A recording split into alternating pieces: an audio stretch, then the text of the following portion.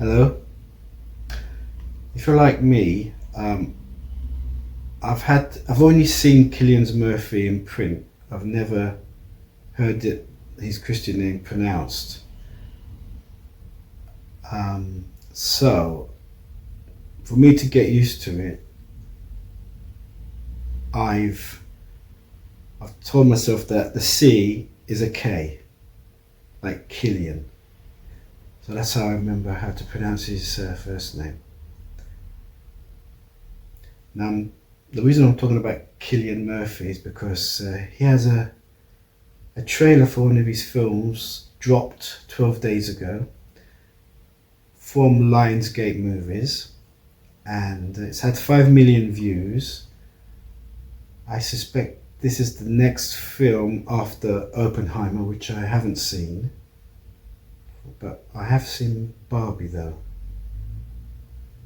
I think today I'll make a point of watching Oppenheimer. So anyway, back to this film. This trailer is a film called Small Things Like These, and it's 2 minutes 10 seconds long.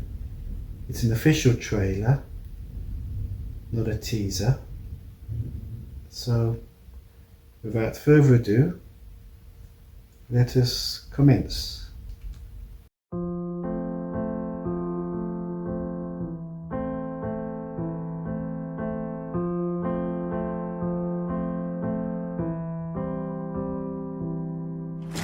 Girls. Kathleen. Hi, Dad. How are you getting on? Come on now, finish up your toast before it gets cold.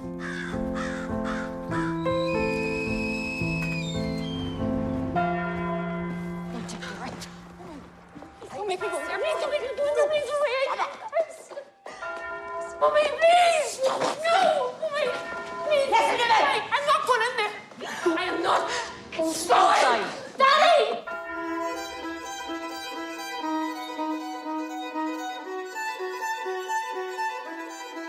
I will live in the past, the present, and the future.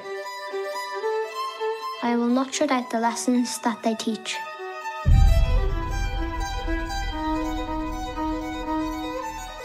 You'd want to watch what you'd say about what's there. People can make things difficult for you.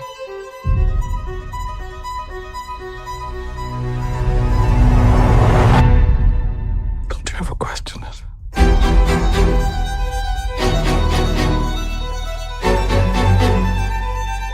The Lord is compassion and love, slow to anger and rich in mercy.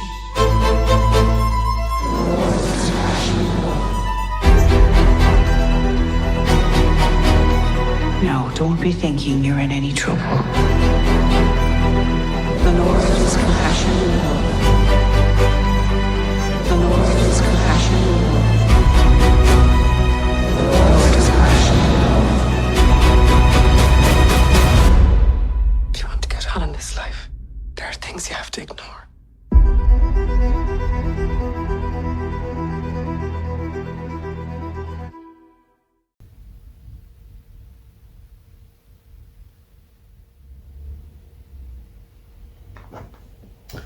Just watched it again. It's called Small Things Like These. I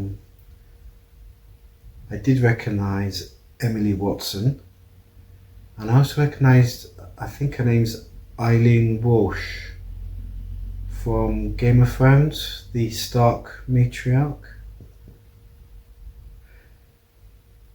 It looks like a powerful film. It looks like it's full of emotion, just waiting to reach a boiling point. It's clearly set in Ireland. Or is it? It's it's produced by executive produced by Ben Affleck and Matt Damon. I'm sure I saw Matt Damon's name. Or maybe Matt Damon produced it with Cillian Murphy. So I can imagine they were on the set of Oppenheimer and Matt probably said, "Oh look, I'll help finance it or whatever." It looks powerful. I don't normally watch these kind of films. I do like drama, but I like thrillers and comedies, noirs. But if this was suggested to me from someone who had seen it, then I normally go by this person's opinion. Having said that, Cillian Murphy is a great actor, as we know. I watched him in Peaky Blinders. I came to Peaky Blinders quite late. There was only one scene in that series that made me think, oh, this is interesting. And it was a scene in the kitchen with all his brothers, and I thought, okay, this is interesting. Just small things like these got me hooked into Peaky Blinders. And there's going to be a film version of Peaky Blinders coming out. He's probably filming it now as I speak. So the acting looks good. It's directed by Tim Mielants. I've never heard of him. I have heard the name Claire Keegan before, or at least I think I have.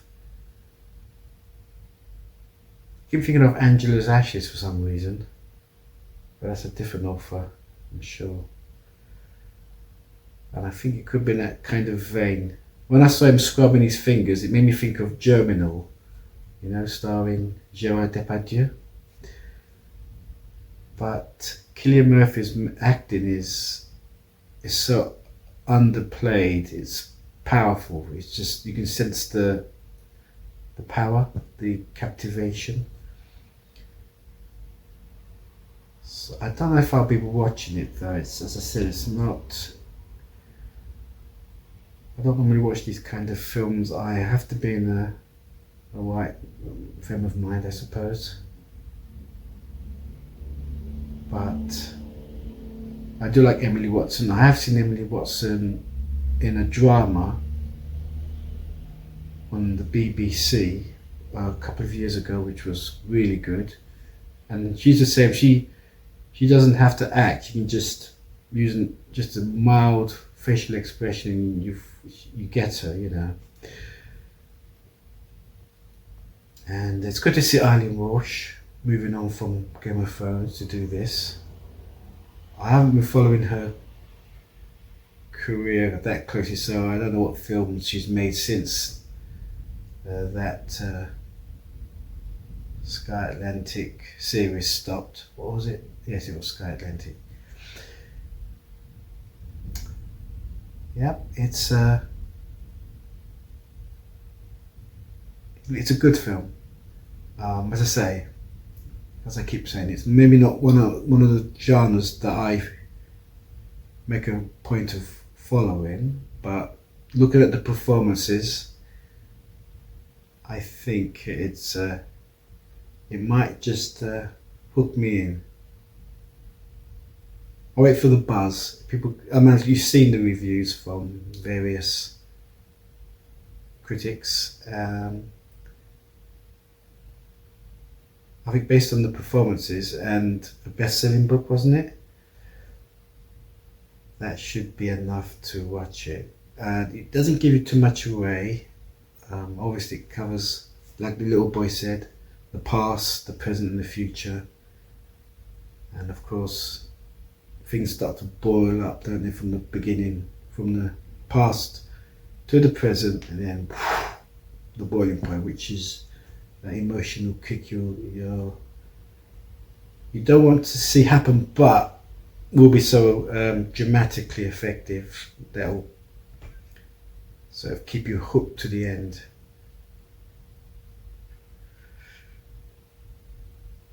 Yeah, it's a good film, and we'll see how it goes. Thumbs up.